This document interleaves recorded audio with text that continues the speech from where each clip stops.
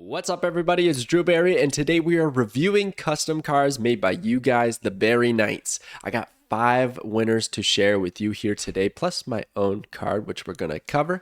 But really quickly, the last challenge was ongoing. So these are all ongoing cards, or it has the tag or the keyword ongoing in its text somewhere. The next challenge is going to be discard, and the theme is going to be Marvel. I'm going to stick with basic abilities for now as we get back into things, but eventually it's going to get a little bit spookier than this, okay? Go ahead right now. You can start doing the challenge. Once the video drops, the new challenge begins. And if you want to submit a card, you can join the Berryverse Discord. I'll have that link in the description below. You can create a custom card using this link, and then you can post that one submission in the weekly challenge channel. I do ask that you only post one. If you want to change your submission, just go back and delete that old one, okay? If there's multiples, I'm not going to consider it for being a winner. Now, another thing that we're doing is giving out season passes each time we do this, and the only thing that you have to do to be valid, to possibly win a season pass, is all you have to do is submit a card, right? You jump into the Berryverse Discord, you submit a card, and then you have the possibility of winning a season pass. And this time it was Piano Man. So I'm going to hit you up on Discord and get you that season pass for October. And then all the ones after this are going to be for November. Yeah, I feel like if I gave a season pass of October 3 weeks in, that'd be kind of weird, right? So it's going to build up to the following month. And then when the new season drops, I'll send you guys those codes. You get those season passes, okay? So congratulations, Piano Man. I will hit you up, and let's get to this week's winners. All right, starting off with my card, I chose Bullseye as the character, and I know that's a data mine card, but, you know, like, it's not anywhere soon. It's not coming out like tomorrow. We don't even know if the text is going to stick or the power, the cost, anything like that. So I figured it's kind of fair game to use this character, and I had this ability in mind, and Bullseye just fits it so perfectly. So on reveal, secretly target 3 opposing cards. So I imagine that working like Mysterio, where you can see, you know, the targets that are being displayed out, but your opponent cannot. And then ongoing +2 power for each target destroyed. So you use something like Killmonger on a bunch of 1-drops if it rolls on those 1-drops. Because I think the on reveal would operate like Ironheart's does, where it gives out the +2 power to 3 cards randomly on your side of the board. Instead, it's going to mark 3 targets on your opposing side of the board, your opponent's cards randomly chosen. So if they only have 2 cards, only 2 targets are established. But if they have like 5 or 6 cards, it's going to be 3 out of those 6, and those might not be prime targets to get destroyed. But we could use things like Gambit, which would be really fun. And I know that's the old image of Gambit. He's the 3/3 now, but doesn't really matter. You get the idea. Destroy things randomly, right? There's no condition behind those cards. They don't have to have 9 power like Shang-Chi. That could be a synergistic thing, but again, we don't know where those targets are going to land. And I feel like Gambit and Killmonger actually provide us with some of the best opportunities. Maybe Alioth like on turn 6, but that doesn't even quite work because we won't have targeted them at that point, right? That's a good target destroy, but it doesn't work because we've already used our Bullseye. So it might be tough to pull off, but I feel like it's really balanced because at the end of the day, if it's a 2/2 on your board, then you're fine with it. And then if it gets to a 2/4, then you're pretty happy. So like unless you're running into a zoo deck and you got Killmonger and then it's easy and you get them straight to 2/8, could be broken in that sense. Or there's like Onslaught Citadel to give you even more power. Things could get wild, but it's going to be really difficult to be consistent about it. So I feel like it's balanced that way. By the way, above me, okay, is just going to be a lot of submissions from the Berryverse Discord, randomly shuffling. I think we already saw that one. There's no direction here. It's just random cards from the Berryverse. I assembled like a whole bunch, as much as I could, into a folder, and they're just going to cycle through so you guys can check those out. I would have loved to put the names of the creators as well, but that would take an insane amount of time. So we're just going to have to settle with this for now. So that's my card, but we got to get to the top 5. Let's get to it. Number 5, LittleMissMarvel's King Laufey. I don't know if it's actually pronounced King Laufey, but I'm going with that anyways. 6/0 ongoing. For every negative power afflicted, this card gains +1 power. I really like this idea as a big finisher for those junk decks, for the hazmat combos, because there's not really anything like that right now. Like the closest thing I can think of is Evolved Abomination, and that's a bit tricky because then you got to run Haivo and stuff like that.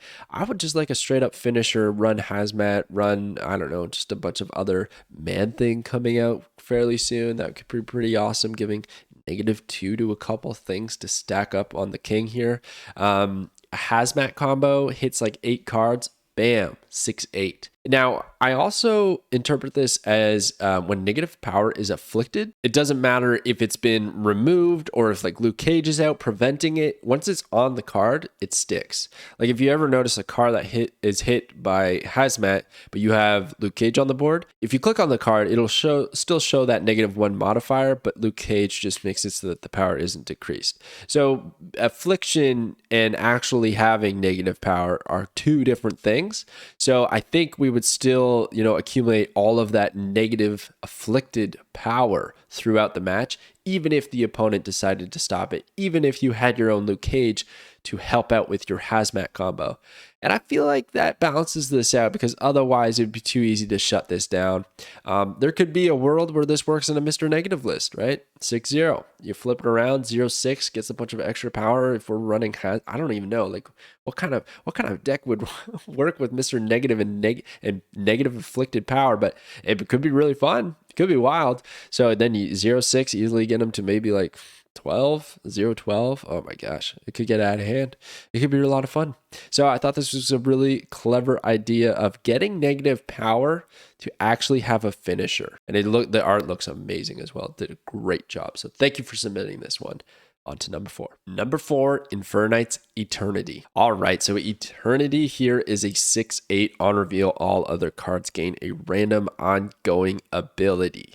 I love the chaos behind this. It's like this giant cosmic entity, right? Like the most powerful being in the universe, I believe, for Marvel, or one of. It seems to shuffle depending on the day of the week. But here we have just a crazy, crazy ability. What I love about this is that you would just like, I don't know, flood the board with like Ultron or who knows, Shauna or whatever. You just play a bunch of flooding decks, you get a bunch of cards, and then you play Eternity and you just say, hey, let's see what happens. I hope I win. Most times it's probably going to work out. You can get an Iron Man, but you could also get Typhoid Mary. You could get, I don't know, like Blue Marvel, but you could also get Ebony Maw or Electro. So like there's just like some ongoing abilities we definitely don't want, but I think most of them are pretty good. It might not do anything, and it applies to your opponent's cards. So maybe it helps them more than it helps us.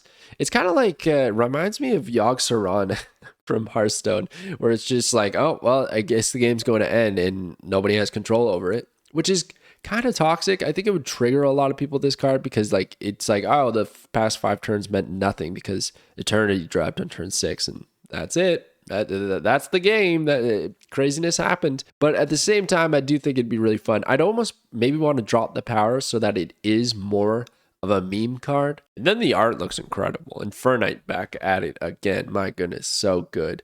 Yeah, I know it's a bit chaotic, but I just kind of like, we have Agatha as one of those crazy RNG cards, and there's not all that many cards that are just like super fun.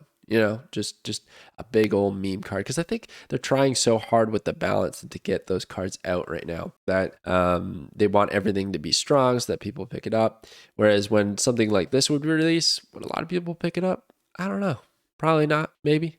It looks fun though. Anyways, thank you Inferknight for submitting this card. Let's get to the next one. Number 3, GluteusMaximus. Justice. All right, so Justice here is a 3/2 ongoing if your opponent's deck is empty +8 power. I love this, man. This just feels like a card that should be in the game right now. We have things like Strong Guy that want your hand to be empty, and we know how weak he can be, and he's a 4 cost.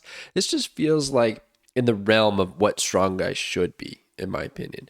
A fairly easy condition to me. I feel like there's enough cards in the game. I mean, I guess it depends. If they're Thanos, that might be a bit difficult. They already have so many cards in their deck. And then also, I guess Subterranea, a few locations might make it tricky. But there's a lot of cards right now that pull cards from your opponent's deck. Think things like Cable, Mantis, Maximus making them draw a bunch of cards. I don't know. I'm sure there's a couple of others that I'm forgetting. Yondu is another one. So like there's ways to definitely tear through your opponent's deck, and it would be fun to actually have a payoff for doing so rather than just having a high level of disruption. Because you look at cards like Maximus, and the downside is the fact that you literally give them cards. You don't want to give them more options. But what if that's actually an upside? And it can be, I guess, in Ronin decks, but that never takes off. And maybe you run Justice in a Ronin deck because you're making their deck empty. It's got to go somewhere. It's going into their hand. So I think it'd be a really fun card. I could just see this card in Marvel Snap, and that's what I really appreciate about it.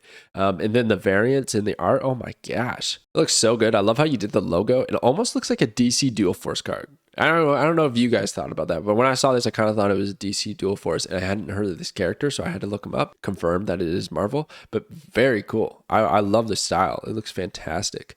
Great ability, great art, great theme. Looks great. I love it. So good. That's why it gets number 3. But let's get to number 2. Number 2, Randall Boggs, Nightmare. All right, Nightmare is a 4/2 ongoing, double the power of all cards with negative power. So you might be thinking, what, Drew, how did you let in 2 cards in the ongoing challenge about negative power? But I think they're very different. I think King Laufey earlier was more about affliction, whereas this is about negative power actually on the card. If there was Luke Cage out, and he prevented any kind of negative power if it didn't already have negative power or anything like that, well, then they wouldn't get afflicted by this. Or I shouldn't use that word, but you get what I mean. They wouldn't be affected by Nightmare. Nightmare is looking to hit those goblins, looking to hit that the void sent over from the Sentry or something like that, and double down on that crazy negative swing. Like your Goblin, Green Goblin goes from -3 to -6.